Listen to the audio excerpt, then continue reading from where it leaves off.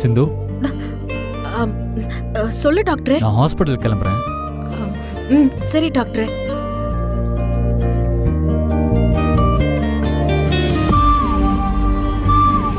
சிந்து, ஏன் என்னமோ மாதிரி இருக்கு?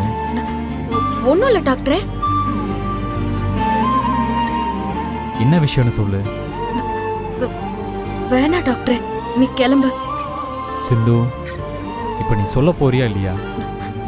இன்னைக்கு காலையில கோவில்ல ஸ்னேகாவை பார்த்தேன்.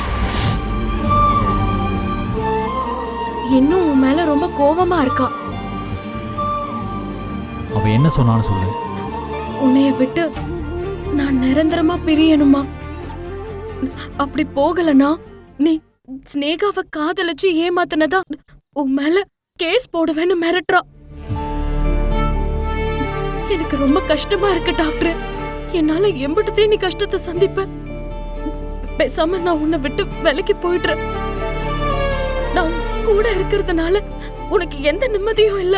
என்னால தினம் தினம் உனக்கு பிரச்சனை வந்துகிட்டே இருக்கு. நான் தான் தப்பு பண்ணிருக்கேன். ஆனா அவ எதுக்கு உன்னை பழி வாங்க போறேன்னு சொன்னான்னு தெரியல. மனசே வெறுத்து போச்சு டாக்டர்.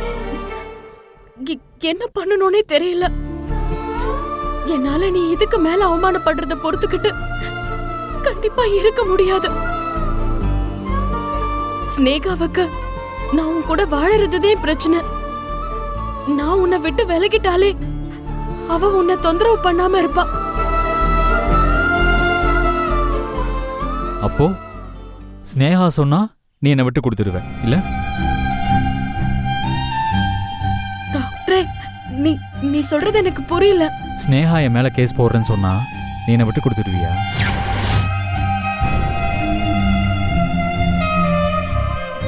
விட்டு கொடுக்க மாட்டேல? விட்டு கொடுக்க மாட்டேன் டாக்டரே, விட்டு கொடுக்க மாட்டேன்.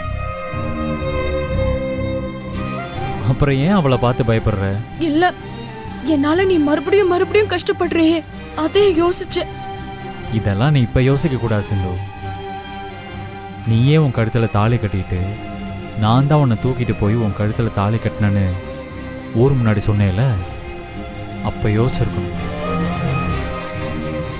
அப்பெல்லாம் யோசிக்காம எல்லாத்தையும் பண்ணிட்டு இப்ப வருத்தப்பட்டு என்ன ஆக போகுது?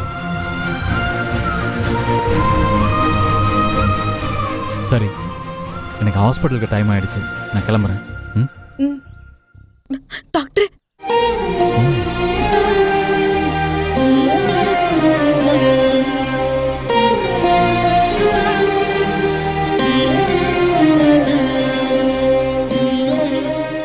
ஸ்னேகா என்ன பத்தி என்ன சொன்னாலும் நான் கவலைப்பட மாட்டேன். ஆனா உன்னை பத்தி சொன்னானா என்னால பொறுத்துக்க முடியாது. அதனாலதான் அப்படி யோசிச்சுட்டேன். நீ என்னை விட்டு விலகிறதுனால எந்த பிரச்சனையும் முடிஞ்சிட போறதில்லை. எல்லா பிரச்சனையும் நம்ம 2 பேரும் சேர்ந்து தான் ஃபேஸ் பண்ணி ஆகணும்.